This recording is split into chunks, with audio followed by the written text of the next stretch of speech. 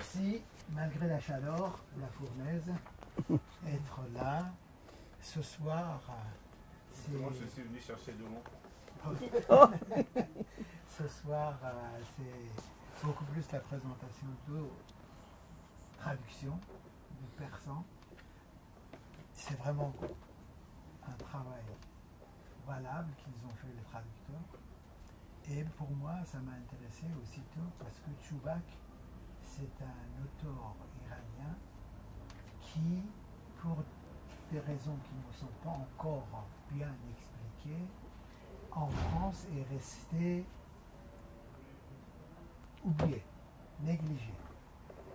Tandis qu'au point de vue de l'écriture de ces petites nouvelles, il y a des merveilles. Et je dirais quand même la technique littéraire, c'est le plus moderne de l'Iran, tandis que le contenu et l'air que ça donne, c'est le plus classique. Les romans de Chubak, en lisant, ça m'est arrivé de me retrouver dans l'espace de Hafez, ou l'espace des grands poètes. Il y a une certaine forme de poésie en prose qui éclate. Donc je vous remercie d'être venu nous présenter ça. C'est un Nous plaisir. avons en principe dans les soirées 2 questions à poser à des gens qui présentent les livres. Un, c'est pourquoi ce travail et ce quoi ce travail, le deuxième. D'accord. Je vais essayer. Peut-être ce soir, je poserai la même question qu'à votre avis, pourquoi Chubak n'a pas été traduit Ça, c'est sûr. Oui. tout en France. Tandis que Hidayat, ça crée déjà Ça, un fond oui. ancien. Voilà. Merci. Voilà. Vous intervenez pendant 30 à 40 minutes. Voilà. Et Ouais. après, c'est Les questions. merci d'être venu encore. Merci. Alors pourquoi nous sommes-nous intéressés à Chubak et pourquoi avons-nous commencé cette traduction? D'abord parce que nous étions 3 amis qui avons étudié en même temps le persan à l'ENALCO, ancienne école des langues orientales. Donc on est allé en licence, pendant des années, on s'est fréquenté régulièrement. Et puis l'école était terminée et on est resté en relation parce qu'à chaque fois que quelque chose concernant l'Iran se passait, au téléphone, on se prévenait, il faut aller voir tel film, il faut lire tel livre, etc. Et puis un jour, on a dit, c'est quand même dommage d'en rester là, on devrait peut-être commencer une traduction pour utiliser ce que nous avions appris et puis ne pas perdre le peu que nous savions. Je parle pour moi. Mais finalement, donc, d'accord, une traduction, mais quoi traduire? Comme c'était une première expérience, il fallait trouver des textes courts, donc plutôt des nouvelles. Et à ce moment-là, il s'est passé quelque chose, un hasard. Une amie iranienne de Machhad m'a envoyé, par le biais de son mari, qui venait exceptionnellement à Paris, 4 livres de cette collection concernant Chubak. Je n'avais jamais entendu parler de Chubak, si ce n'est dans les cours de littérature, il avait été évoqué, bien entendu, mais sans plus. Et donc on s'est dit, pourquoi pas Chubak. Et un peu innocemment, sans savoir à quel point Chubak était un écrivain difficile, on s'est lancé dans la traduction de Chubak, qui nous a pris beaucoup de temps. D'une part parce que c'était difficile, d'autre part parce que on avait décidé de travailler à 3, ce qui est un petit peu rare. Ça existe, mais ça n'est pas très souvent. Parfois, c'est deux personnes, une de la langue d'origine et une de la langue de destinataire. Mais là, bon, on a dit non, c'est à 3. Donc, il fallait que nous soyons libres les mêmes jours en même temps, etc. Ça a pris un petit peu de temps. Et puis, on a attaqué Chubak. Voilà comment ça s'est fait. Et on a compris que Chubak, qui était presque contemporain de Sadegh Hidayat, puisque Sadegh Hidayat est né en 1903 et Chubak en 1916, ils avaient 13 ans de différence. Il a été, on peut dire, un peu élève ou disciple de Chubak, qui l'a beaucoup inspiré d'ailleurs. Et pourquoi lui n'était pas connu alors que Sadr Choubak est beaucoup traduit en français. Hedayat, pardon. Hedayat est beaucoup traduit en français. Choubak n'était pas traduit en français, à l'exception de 3 très très courtes nouvelles qui sont parues dans des revues. Dans la revue de Téhéran, comment ça s'appelle ? Il y avait une revue de Téhéran, oui. Voilà. Et puis la revue Missive, et puis la revue Europe. Puis sur un cours aussi. Voilà. Oui. Donc 3 nouvelles. Il y avait Justice, Adl. Il y avait Yahya. Il y avait, et puis il y avait... Le voleur d'Angeliver. Le voleur d'Angeliver. Voilà. Ces 3 nouvelles-là avaient été traduites, mais bon, elles n'étaient pas parues en librairie puisqu'elles étaient seulement dans des revues. Donc on a cherché dans les recueils que mon ami m'avait envoyés, puis on a dit on va commencer par une courte. Donc on a commencé par, je crois, le Cheshmichichi, l'œil de verre. Oui. L'œil de verre. Et on a traduit ça. Voilà.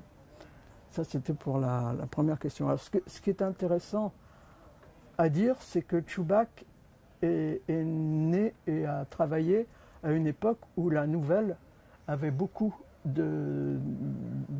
intéressait beaucoup d'écrivains. C'est un genre qui était complètement à la mode. Pour quelle raison? Parce que d'abord, les journaux étaient très répandus. Il y avait énormément de journaux, plus de 400 journaux, je crois, et revues qui paraissaient en Iran chaque année. Il faut dire que les journaux paraissaient, et puis la censure frappait.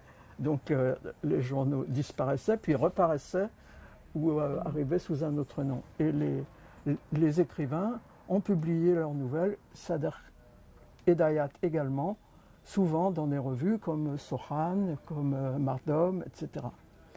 Il faut dire aussi autre chose, c'est que à l'époque de la parution des premières nouvelles de Sadr Choubak, les premières sont parues en 1945. C'était juste avant le congrès des écrivains qui a rassemblé un nombre énorme d'écrivains iraniens à Téhéran autour de Bahar et de Kandari, je crois. Bahar pour la poésie, Kandari pour la prose. Et tous ces écrivains, il faut dire, étaient dans l'opposition. Comment expliquer ça, l'opposition? C'est-à-dire, il y avait à l'époque le parti Toudé, qui était, on peut le rapprocher du parti communiste, qui était marxiste en tout cas, mais les écrivains, même si pour ceux d'entre eux, c'était le cas de Choubak, ceux d'entre eux qui n'appartenaient pas au parti Toudé, ils étaient néanmoins dans l'opposition au régime du Shah. Et Choubak et Sadr Hedayat d'ailleurs, ont écrit dans une période qui s'est trouvée entre l'abdication de Reza Shah et la prise de pouvoir de Mohamed Reza Shah. Le coup d'État. Par un coup d'État.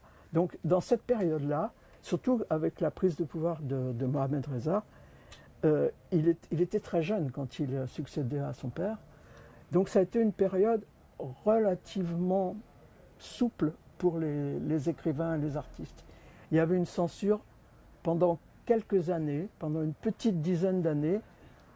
Ils ont pu publier alors que jusque-là, c'était vraiment difficile, sous le règne de Reza Shah. Voilà, que dire d'autre? Alors, quant à Choubak, il est né à Boucher. C'est un écrivain du sud de l'Iran. Il était d'une famille de gens assez... Enfin, son père était un bazarier, un négociant qui était à l'aise. Donc ils avaient des moyens, ça se passait assez bien pour lui. Mais malheureusement, au bout d'un moment, ses parents se sont séparés d'une part, et lui a été sujet il a eu une maladie, il a eu la malaria à cause du mauvais climat qui peut régner à Boucher.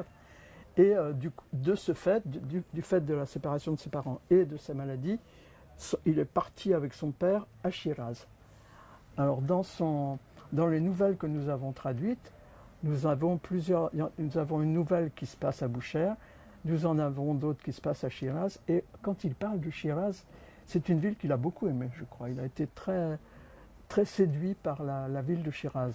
Malheureusement, il n'y est pas resté très longtemps. Il est retourné après à Boucher, puis à Téhéran pour faire ses études secondaires. Il est d'abord retourné à Boucher auprès de sa mère, puis auprès de son père à Téhéran pour faire ses études au collège américain de Téhéran qui s'appelait Al-Bourse, je crois. Et il faut signaler une chose, c'est que Chubak est un écrivain qui s'est tourné beaucoup vers la langue anglaise. Son père d'abord travaillait avec l'Inde et avec l'Angleterre, il était négociant, donc déjà il était en rapport avec la langue anglaise. Et lui ensuite, il était au collège américain à Téhéran, donc il a affirmé cette prédominance de la langue anglaise dans sa formation. Et ensuite il a été traducteur, il a enseigné l'anglais, il a eu un poste auprès de la compagnie pétrolière quand elle était aux mains des Anglais. À cette époque-là, l'Iran était un peu entre les mains des Anglais pour le sud et des Russes pour le nord. Donc lui, de par ses connaissances, il s'occupait beaucoup de traduction de l'anglais. Voilà. Et il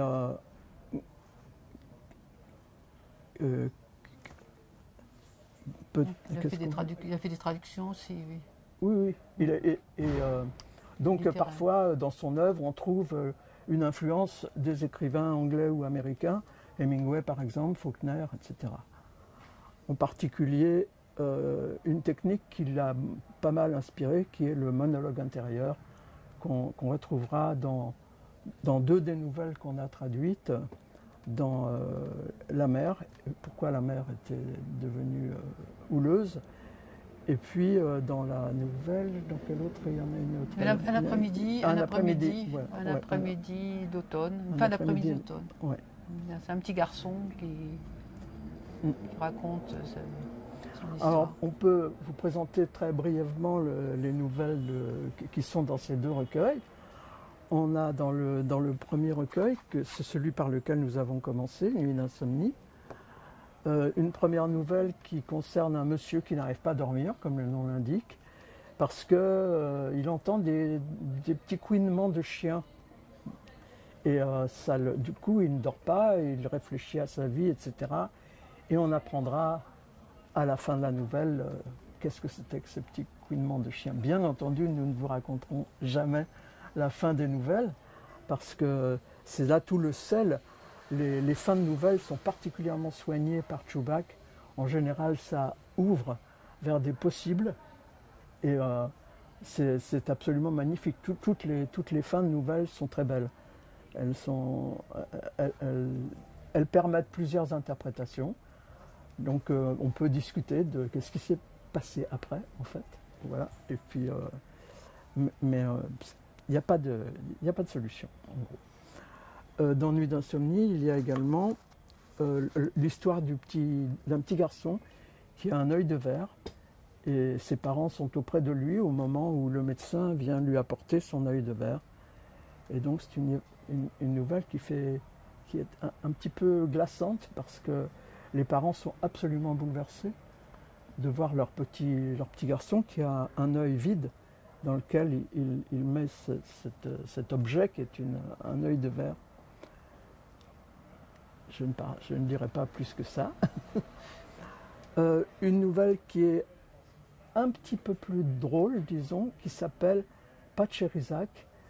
Nous, on a eu beaucoup de mal à comprendre ce que c'était que Pacherizak. Le titre, oui. Le titre. Nous, on pensait qu'il y a une histoire de lézard là-dedans. Qu'est-ce que c'est, Rizak, ça? Et finalement, la traduction, c'est Feu de Bengale. Alors pourquoi Feu de Bengale? Évidemment, seule la fin de la nouvelle permet de comprendre. En tout cas, le début de la nouvelle, c'est dans un petit village, un épicier a attrapé dans une cage un rat qui lui dévorait ses marchandises. Et il rassemble il est très fier de l'avoir attrapé, il montre la cage à tous les villageois et il leur demande: à votre avis, qu'est-ce que je vais faire avec ce rat? Alors là, c'est vraiment une comédie, là. C'est très drôle parce que chacun y va de ses solutions, assez cruelles en général, et assez destinées à se valoriser soi-même. Donc c'est vraiment très très drôle cette nouvelle-là. Après, il y a Nafti, qui est aussi assez intéressante. C'est la première nouvelle qu'elle a écrite.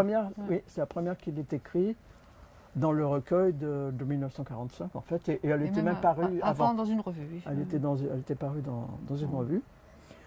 C'est l'histoire d'une malheureuse jeune femme que la nature n'a pas gâtée, qui n'est pas très belle, et qui de ce fait n'a pas trouvé de mari.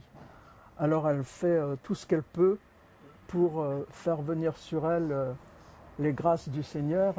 Elle va dans un imam zadé, au tombeau d'un saint pour demander au saint de lui accorder un mari. Elle dit qu'elle est complètement ridicule par rapport à sa famille parce qu'elle n'est pas casée. Et elle se dit quand même c'est malheureux. Il y en a qui sont... J'ai une amie qui a un bubon, un gros bouton, et elle s'est mariée, pourquoi pas moi, etc.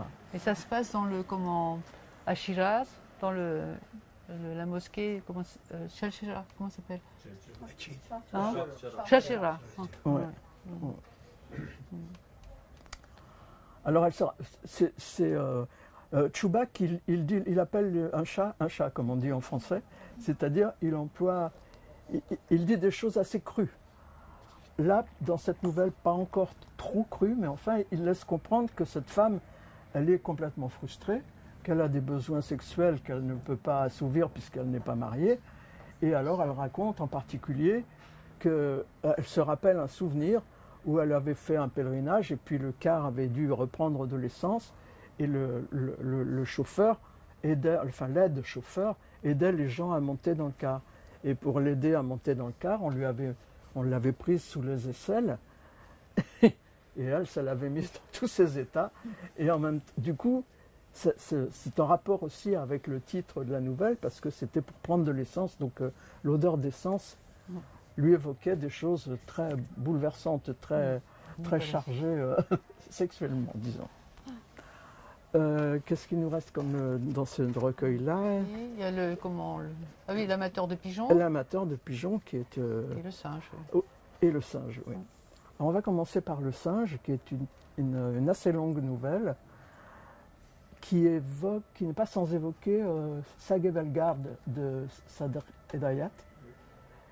Donc, un animal, le singe là, était tenu enchaîné par un saltimbanque qui le présentait sur les places des villages et le saltimbanque fumait beaucoup d'opium et le singe était à moitié grisé par l'opium. Il était en manque, il avait besoin aussi de partager l'opium avec son maître. Et la nouvelle commence comme ça. Parfois l'opium laisse les gens vraiment très endormis. Tellement endormis que quand ils sont arrivés au pied d'un arbre dans une forêt le soir, le maître s'est endormi avec le singe attaché à un piquet et enchaîné, et le maître ne s'est jamais réveillé. Le lendemain matin, il était mort. Donc le singe s'est trouvé avec son maître mort, mais lui enchaîné. Donc il a évidemment essayé de se défaire de sa chaîne. Il n'est pas arrivé à se défaire de sa chaîne, mais il est arrivé à se défaire du piquet. Donc il a été libéré en quelque sorte. Et après, c'est l'épopée de ce singe libre. Mais vraiment, est-il vraiment libre? Il traînait quand même sa chaîne derrière lui et il a affronté toutes sortes de dangers. Un petit berger qui n'avait jamais vu un singe en liberté, un oiseau de proie, il a fait toutes sortes de dangers. Et bon, je ne vous raconte pas comment ça s'est terminé. C'est quand même pour montrer que la liberté, c'est pas très facile à trouver. Et la dernière nouvelle de ce recueil, qui s'appelle Kaftarbaz en persan, qu'on a traduit par l'amateur de pigeons. On aurait pu mettre le colombofilm, on a trouvé que c'était plus joli, l'amateur de pigeons, parce qu'il est vraiment fou de ces pigeons. Il les aime presque d'amour, ces pigeons. Alors c'est un louti Bon, je pense que tous les Iraniens de la salle savent ce que c'est qu'un louti. C'est le deuxième sens de l'outil parce que pour le singe, c'était saltimbanque, Oui. mais dans la nouvelle de Kaftar Baz, ce n'est pas un saltimbanque, ce sont des mauvais garçons, enfin un petit peu voyous, des garçons un petit peu voyous, mais qui ont le sens de l'honneur et qui sont en bande. Donc il y a les loutis d'un côté de la ville et les loutis de l'autre côté de la ville. Et le Kaftar Bazi, peut-être expliquer le jeu? Oui, c'est une occupation d'élever des pigeons, de les envoyer, de les faire revenir avec d'autres pigeons. C'est comme le colombophile en France. C'est un peu, oui. Ouais. Oui, ça existe en France. Ça aussi. existe dans le nord de la France, ça existe. Oui. Mm. Là, il y a tout un jeu, donc ça nous a obligés à rechercher pas mal de références sur cette occupation. C'est essentiellement c'est une occupation masculine. Hein. Oui. Oui. Oui. Et voilà. Donc, et ça se passe sur les toits des maisons, le plus souvent. Les Kaftar Baz, ils ont une réputation. Ils ont une réputation. Détournant de beaux garçons, de petits garçons. Ouais. Parce qu'il y a deux façons de pratiquer la Kaftar Bazi. Il y a la possibilité de faire des concours de vol très loin et de retour. Ça, et dans ce cas-là, oui, voilà, c'est ça. Et l'autre possibilité, c'est de faire voler ces pigeons et de ramener ceux des autres. Ceux des autres, de voler les pigeons des autres. Ouais. Mais bon, c'était mal vu. Parce que pour ça, il fallait parfois aller sur les terrasses des maisons, alors que les maisons, c'est le domaine des femmes. Et ça amenait un peu les Kaftar Baz à regarder à l'intérieur des maisons, donc c'était assez mal vu. Donc malhonnête un peu, et puis un petit peu curieux de la vie des femmes, ce qui n'a pas lieu d'être. Voilà. Alors c'est une nouvelle qui n'est pas trop noire, parce qu'on nous a un petit peu dit que Chubak, c'est bien gentil, mais c'est sombre. Alors que Kaftar Baz, elle n'est pas tellement sombre, cette nouvelle-là.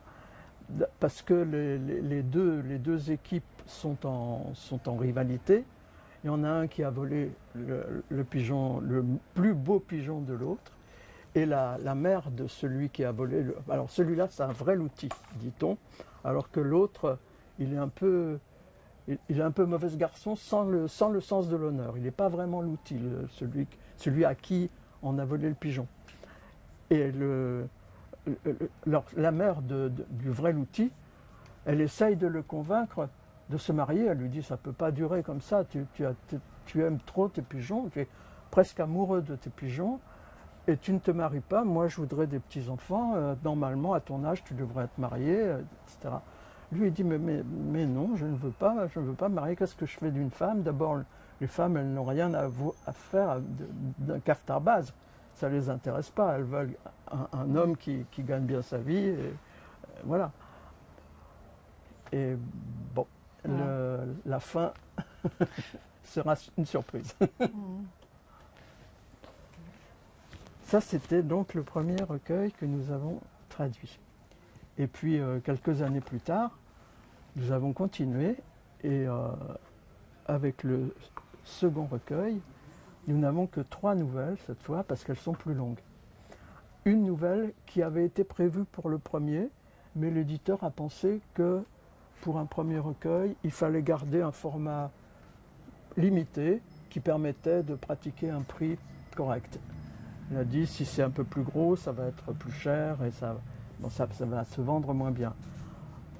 Donc il a dit, s'il se vend bien, on fera un deuxième recueil dans lequel on fera apparaître cette nouvelle qui est déjà traduite, qui est prête.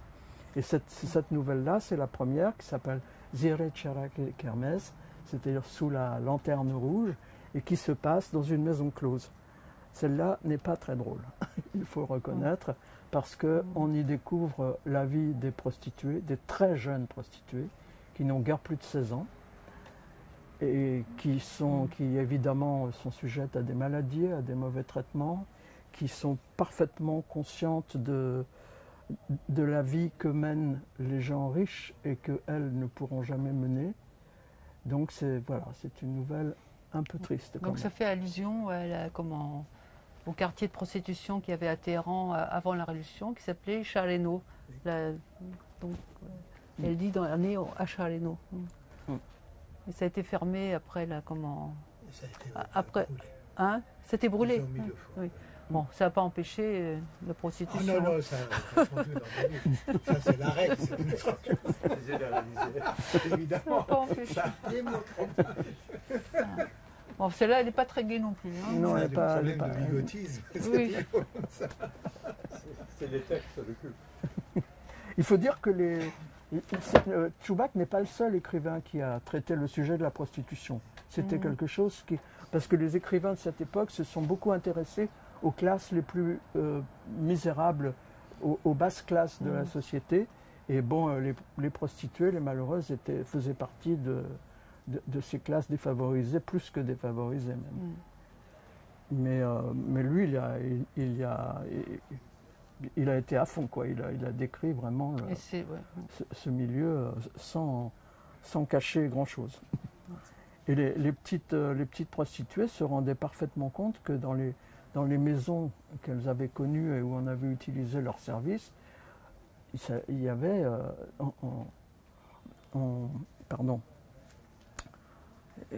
il y avait une vie hypocrite, c'est-à-dire les gens, en fait, les hommes trompaient leurs femmes allègrement, et les femmes, pendant que l'homme trompait d'un côté, elles trompaient aussi de l'autre. Donc elles disent, c'est un peu la morale de cette nouvelle-là, c'est que la morale n'est pas la même pour les classes aisées que pour les classes pauvres. Donc voilà, et la deuxième nouvelle, c'est celle qui a donné le titre au recueil, et la mer s'était déchaînée. C'est une longue nouvelle. C'est l'histoire de 4 hommes qui sont bloqués dans la boue, dans les environs de Bouchères. Ils livrent normalement du coton dans des camions, et les camions, il fait un temps de chien, donc les camions sont embourbés complètement, ils ne peuvent plus bouger. Donc il y a les 4 camions qui sont dans la boue, mais dans les 4 camions, il y a 3 hommes. Le chauffeur du 4e camion n'est pas là. Et c'est le sujet de la nouvelle, où est passé ce 4e chauffeur?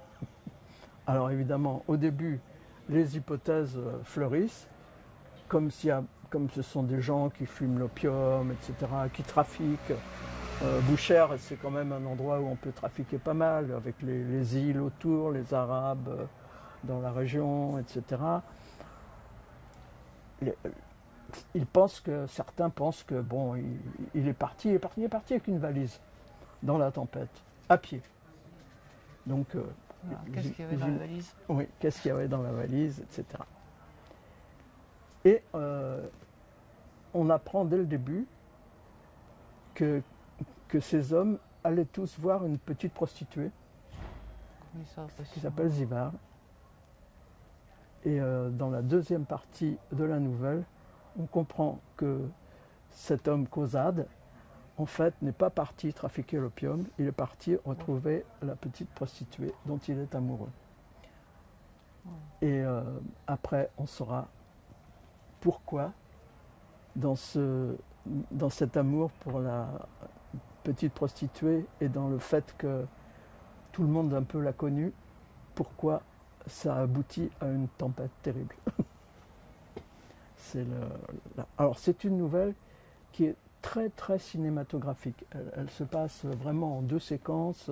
D'abord les hommes plantés dans la boue et ensuite Kozad qui marche dans la tempête vers la maison de sa prostituée. Mais et le film a été tourné en fait. Une première partie, oui. Il a été tourné, il y a une demi-heure de film qui a été tourné. Moi personnellement je donnerais cher pour le voir parce que c'était... On imagine tellement ça par des images que ça fait vraiment envie. C'est Golestan qui l'a tourné, et en particulier avec Forough Farrokhzad. Mais c'était avant qu'elle se tue. C'est pas la disparition de Forough qui a causé l'arrêt. Je ne sais pas pourquoi. Je ne sais pas pourquoi ce film n'a pas été mené à son terme. C'était peut-être pas si facile que ça à faire au fond. Quand vous aurez lu la nouvelle, vous comprendrez peut-être pourquoi il n'est pas allé au bout, Golestan. Voilà. Je fais une parenthèse pour dire que Čubák était également photographe. Il a fait toute sa vie beaucoup de photos. Il a vraiment un œil de photographe. Dans cette nouvelle-là, on a plus l'impression que c'est une image mobile, une image de film. Mais dans d'autres nouvelles, on a comme des clichés, des points de vue qui sont ceux d'un photographe. En particulier les portraits, des descriptions brèves de paysages. C'est assez net qu'il était photographe. Il paraît qu'il a détruit toutes ses photographies avant de mourir, de même qu'il a détruit en grande partie ses mémoires. Il avait écrit ses mémoires.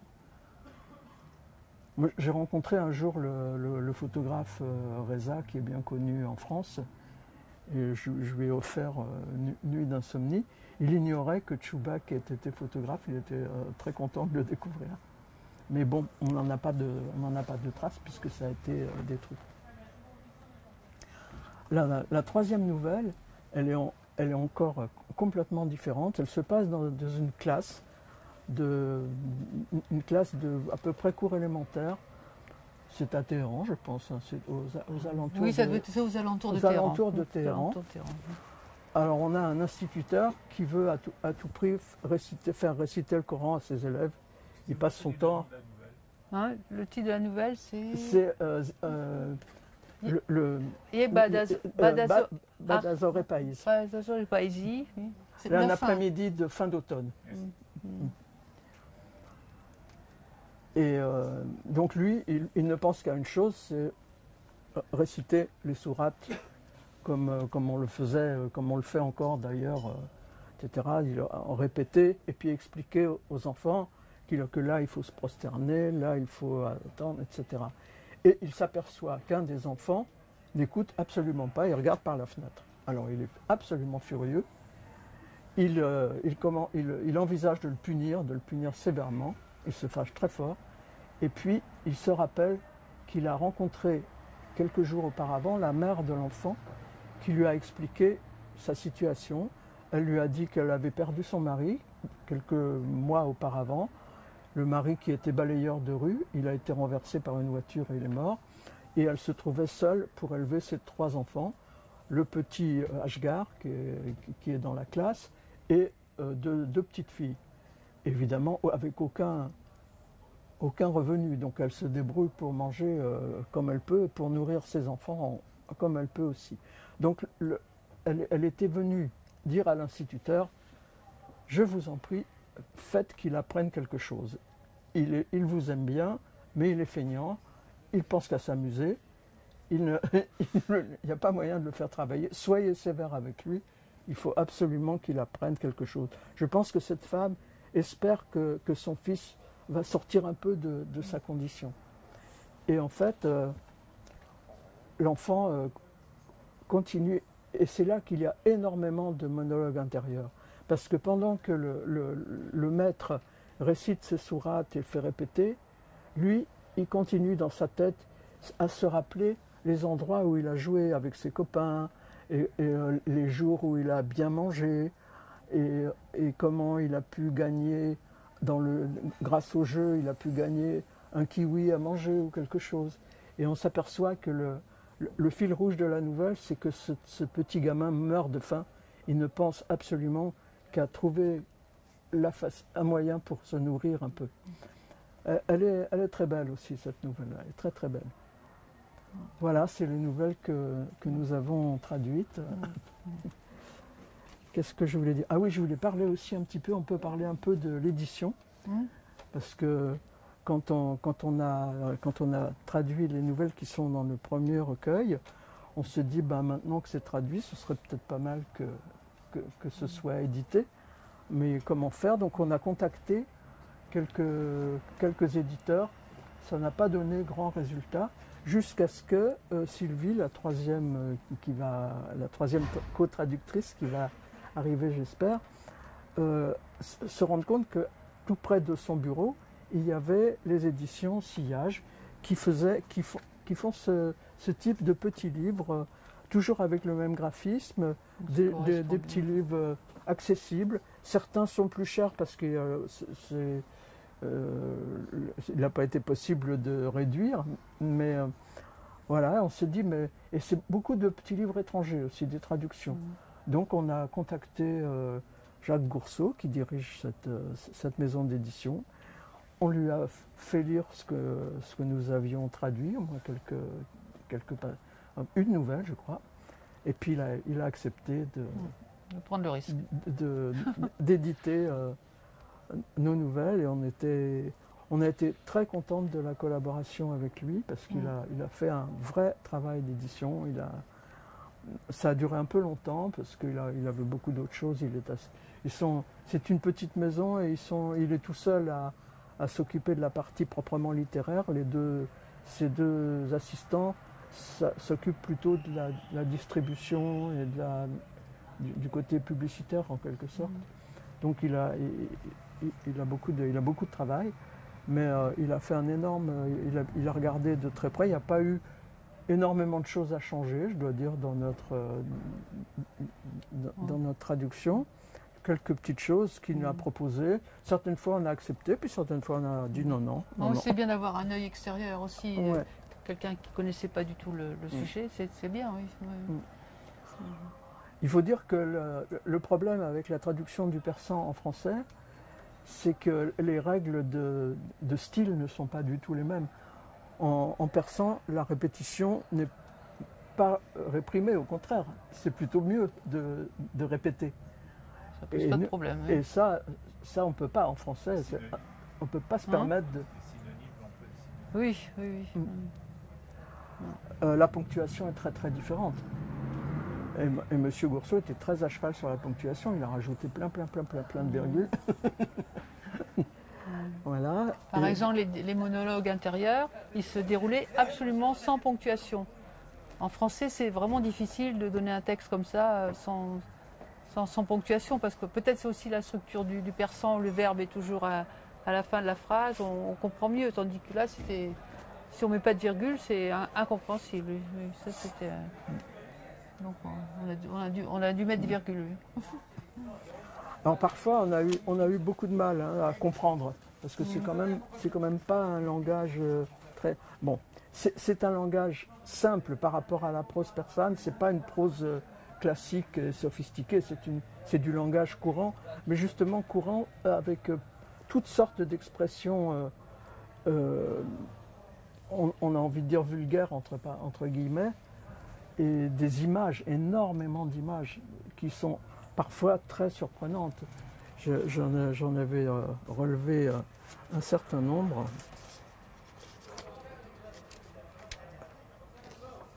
Alors, il parle par exemple du village du Louti qui est mort. Il est blême, il est pareil à du cuir brut. Après, dans la nouvelle sur la mer, ses paupières étaient fines et boursouflées, elles ressemblaient à deux cloportes collées sur son visage, en dessous de ses sourcils, qui lui suçaient le sang.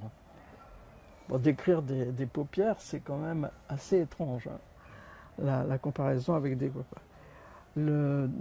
Les gouttes de pluie sont alignées comme les vertèbres d'un squelette. Les images de Chubak sont vraiment étonnantes parfois. Et alors il y a, outre les images, il y a des proverbes qu'on n'a pas toujours. L'histoire du carbos, je ne sais pas si tu du melon. Ah oui, c'est ça, oui. Oui, c'est celui qui a mangé du melon, il doit en subir les conséquences. Alors en français, ça veut rien dire. Hein? Voilà. Non, là c'était du melon. C'était du melon, c'était carbos. Oui. Carbos. Parce que en fait c'est un aliment qui doit être chaud. Oui, c'est ça, c'est chaud. Ah oui, peut-être. Donc Du miel, c'est chaud. oui. Donc et ça peut donner des tremblements. Donc ça veut dire qu'il faut supporter les conséquences de ces actes. Hein. Mais bon, alors, on l'a pas traduit comme ça, parce que c'est... Pour le traduisait sucré, oui, c'est ça. Oui. Mais après, on est... Et donc... Pour un Français, c'est incompréhensible.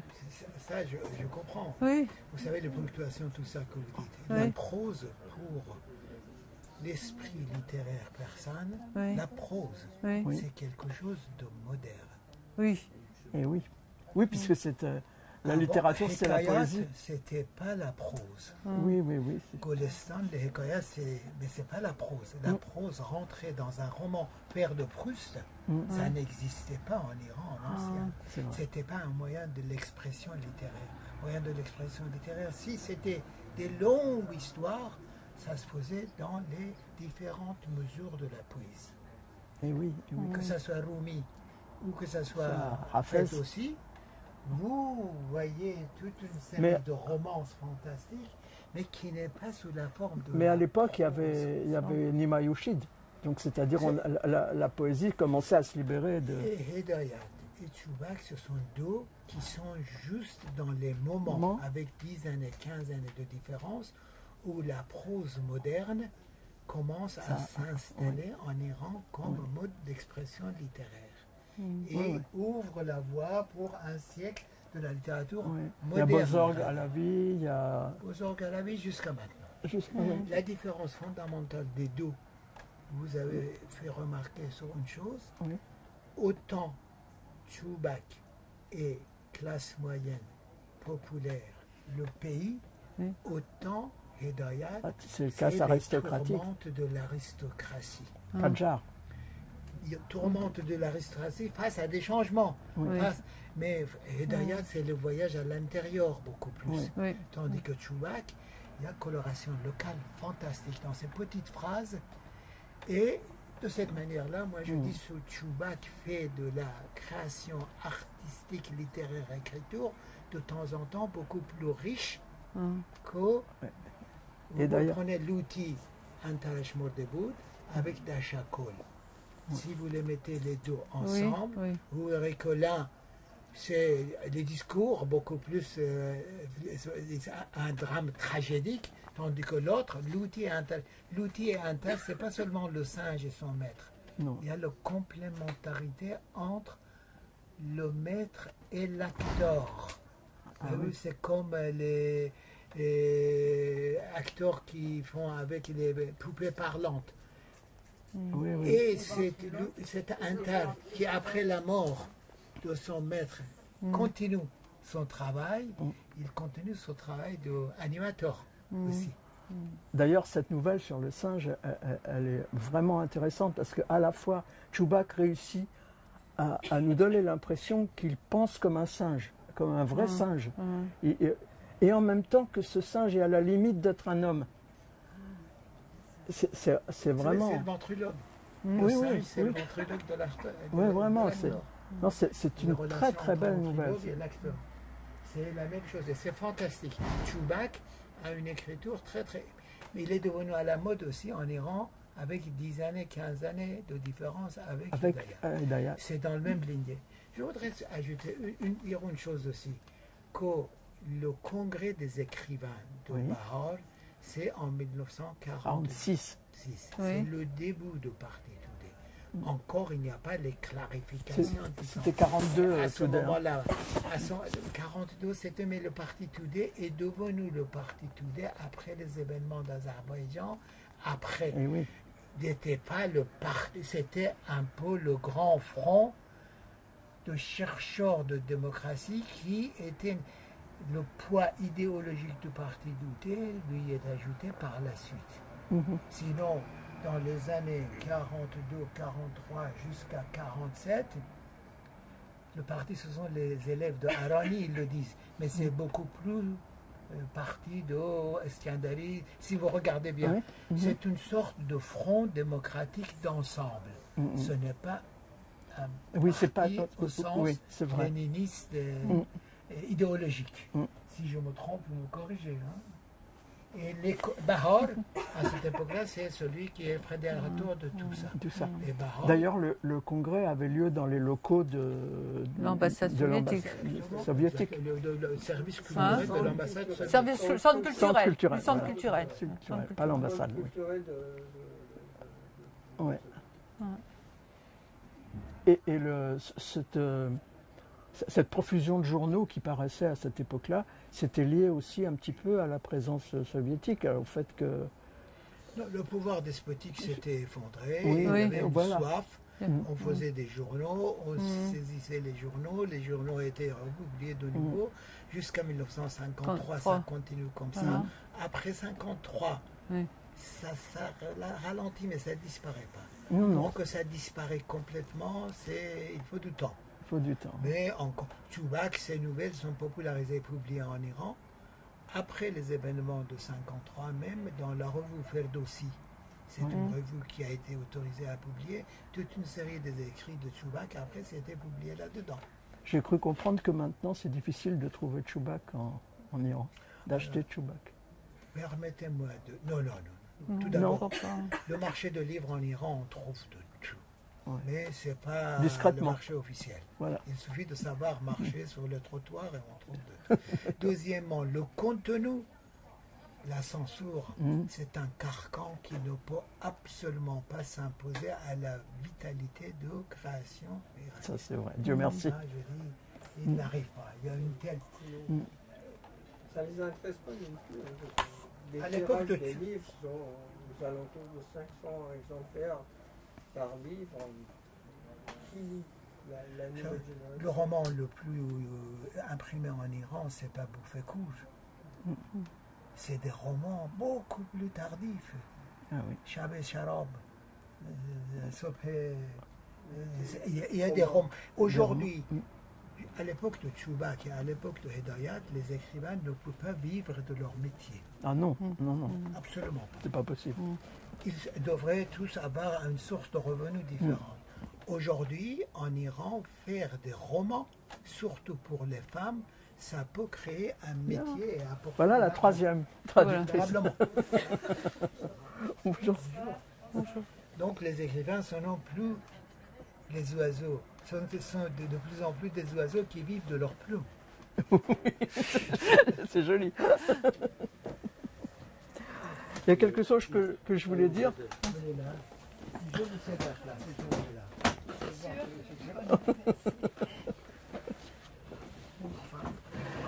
Voilà, l'équipe au complet. Pardonnez mon retard, je ne pouvais pas venir plus tôt, je suis désolée. Je voulais juste lire quelque chose que Farzanet nous raconte. Il dit que Sadek Hedayat n'était pas forcément toujours très gentil pour Chubak. Hein, il dit ceux qui se sont fait un nom sont pires, ils ne travaillent pas assez. Mais par contre, mon Dieu, quelle arrogance! Voici le dernier chef-d'œuvre du célèbre écrivain Chubak, un rabâchage sans fin. Il me tendit le saltimbanque dont le singe était mort. Il s'est trompé, c'est le contraire. C'est le singe dont le saltimbanque était mort. Ce livre que j'avais aperçu sur sa table à mon arrivée. Et Dayat avait noté ses réflexions en marge de certaines pages, à côté du titre d'une nouvelle.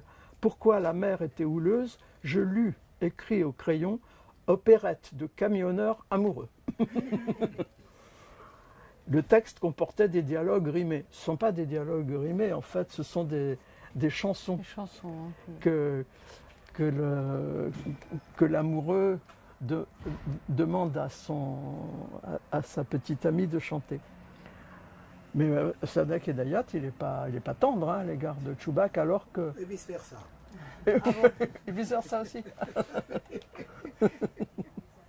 Mais je crois qu'il était tendre avec personne de toute façon. Il avait un peu la dent dure, il semblerait. Vous avez donné une des clés dans votre explication. Chubak est formé par la littérature anglaise Ah Ouais. voilà. et non pas par la littérature française. Comme Hedayat. Hein. Hedayat, c'est français. littérature Française. ouais, Français. ouais. Hedayat, c'est dans les débats concernant le rôle social de la littérature, Oui. tout ça, et par rapport toujours avec l'obscurantisme, les lumières, tout ça. Mais Chubak commence à faire des descriptions des petites scènes. Toute une partie des... Moi, j'ai lu tout jeune. Chubak, c'était comme des pièces de théâtre qu'on les lisait. Mais vraiment. Et les dialogues intérieurs que vous dites, c'est tellement vivant que vous avez l'impression qu'il y a des personnages différents dans la tête de la personne. Et la description de la maison des prostituées, c'est un réalisme fantastique. Ah oui. Ah, Vous ne trouverez pas la même chose chez Hedayat. non, non, non. Donc c'est littérature anglo-saxonne. Ah oui, oui, oui. Il a une charge devoir de littéraire, intelligentsia moins. Mm. Bien que la composition, quand il décrit les scènes de la vie quotidienne, la mer, les différentes régions du pays, il décrit la vie et les difficultés de la vie, donc des problèmes sociaux. Mais il ne se donne pas un rôle de correcteur de la société. Tu vois qu'il écrit une grande partie pour divertissement aussi. Ouais. Et c'est divertissant. Une des raisons que les livres de Chubak sont vendus pendant un certain temps, parce que c'était vraiment littérature de plaisir. Ah oui. Des petites nouvelles, des petits romans. Pour Hedayat, c'est pas la même chose. Non, non, non, c'est sûr. Enfin, les deux, à mon avis, on peut couper toute une partie. Hedayat, il a toujours des comptes à régler. Hedayat, il a toujours des comptes à régler. Oui. Des comptes à régler avec sa classe, avec son passé littéraire. Oui, avec sa classe. Et avec cette idée de... Je suis parfaitement d'accord. Tandis que Chubak, oui, Il montre. vous avez posé le problème de film. Oui. Pourquoi le film Ça, c'est le problème de Shahrokh Golestan. C'est Golestan qui, à un moment donné, il a fait le même parcours que Chubak. Chubak avec sa plume, compagnie pétrolière, il était... Mais lui, l'autre, il était aussi fonctionnaire, il a pris le caméra, il a fait Atash et Marjan, qui est un des chefs-d'œuvre de cinéma iranien. Mais c'est un œuvre qui a été commandé par l'entreprise. Oui, oui, oui, il a fait des films Et d'entreprise. Shahrokh, il continue ça. Eh oui. Le problème de son conflit avec Fourour aussi, en partie, ça vient de ça. Ah oui. Shahrokh a choisi sa classe d'origine, tandis que les autres, ils sont dans l'idée de lutte de classe qu'ils mènent. Ça ne veut pas dire qu'ils ne sont pas des aristocrates, mais ils ont une motivation. Et Shahrokh Golestan, après, à mon avis, le film, une fois qu'il avait commencé à le faire, couleur locale, tout ça, après Atash Matan, c'était pas son dada. Et il a eu aussi des malheurs malgré ça par la censure impériale en Iran. Eh oui. Même lui. Bon, on arrive presque au moment de la nationalisation de la compagnie pétrolière. C'est le moment d'ailleurs où Chubak a cessé d'écrire des œuvres de fiction. Il a repris après, plus tard, mais pendant 10 ans pratiquement, il n'a pas écrit d'œuvres de fiction. Et il a travaillé comme bibliothécaire dans la nouvelle compagnie qui était nationalisée. Et puis ensuite, il a émigré d'abord à Londres et puis ensuite aux États-Unis. Il a passé de nombreuses années jusqu'à sa mort en 1998 en Californie, à côté de Berkeley. Et il a repris ses œuvres. Je pense qu'il a supervisé les traductions en anglais parce qu'elles sont traduites, ou voire il les a traduites lui-même en anglais. Ça, je n'ai pas trouvé de renseignements là-dessus, mais toutes ses œuvres sont traduites en anglais. Elles sont traduites, paraît-il, en russe aussi, et même un peu en japonais. Mais pas en français. Ça, c'est En allemand aussi. En allemand, oui. Pourquoi ça a été publié en français avant? On a Il y eu trouvé des bonnes, la traduction en allemand. accueil pour le livre, ça a été bien vendu. Oui, oui, oui. Ça montre Ouais. qu'il y avait la demande. Ouais, ouais, ouais. Alors, s'il y a des questions, allez-y. On n'a pas tout dit, il y avait encore des millions de choses à dire. Le fait que Hedayat ait été connu en France, ça passe pas déjà par la traduction de Roger Lescaut chez Corti, et puis avec La Chouette aveugle, il a fait quand même une sacrée pub.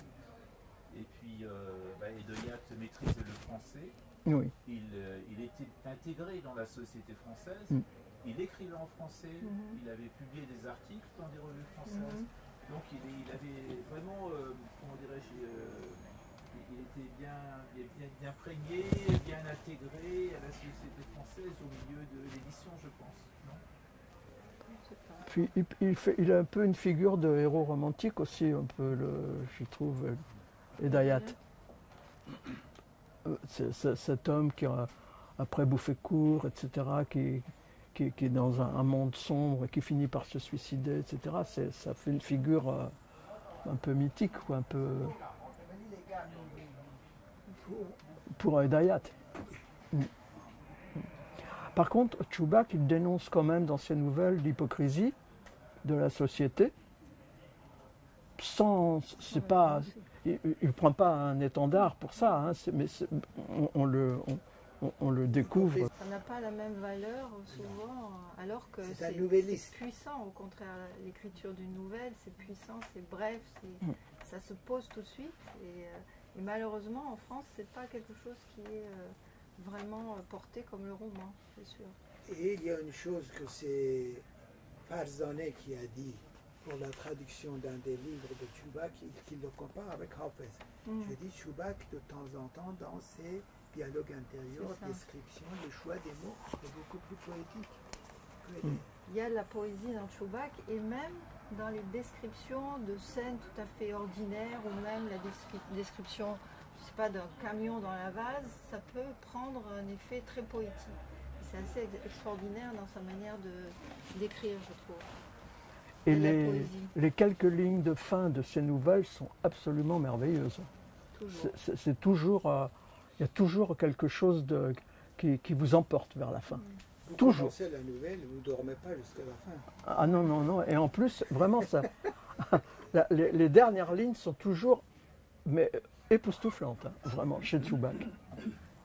Et si je puis rajouter, peut-être que vous l'avez déjà dit, et la fin nous laisse aussi dans un suspens, c'est-à-dire qu'on peut y déceler différentes possibilités de fin en fait.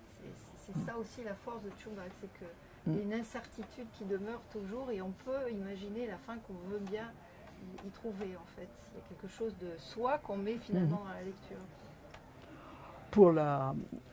Pour la nouvelle qui a donné le titre du second recueil, moi j'ai discuté avec des gens qui n'avaient pas la même compréhension de la fin que moi. Pas du tout. On peut comprendre chacun à sa façon. Même s'il y a des éléments qui permettent d'argumenter, mais ça permet d'argumenter dans plusieurs sens possibles. Très souvent le cas aussi dans le cinéma iranien. Les films, Oui, c'est pareil. Ouais. Oui, c'est pareil. Ouais. C'est vrai. Et chacun a son interprétation. Signalons que le film La nuit de Machad, sur le problème de l'homme qui tuait les prostituées, finalement, Chubak, il avait fait ça beaucoup plus tôt, en arrière, puisque son roman Sangue et Sabour, c'est la même histoire. C'est pas un Machad. En tout cas, on a pris, personne, enfin nous trois, je pense, je crois que je peux parler pour les deux autres aussi, beaucoup de plaisir à découvrir Chubak et à le traduire. Ça, c'était... Vous avez prévu un troisième recueil. Ah, en fait, on a un peu hésité parce que beaucoup de gens nous ont dit aussi c'est très sombre. C'est trop triste. On s'est dit peut-être qu'il faut aller voir un autre auteur qui sera un peu moins sombre. Pas sûr qu'il le soit beaucoup moins. Donc on a commencé à traduire un autre auteur, mais on regrette Chubak, pour être honnête. Vraiment,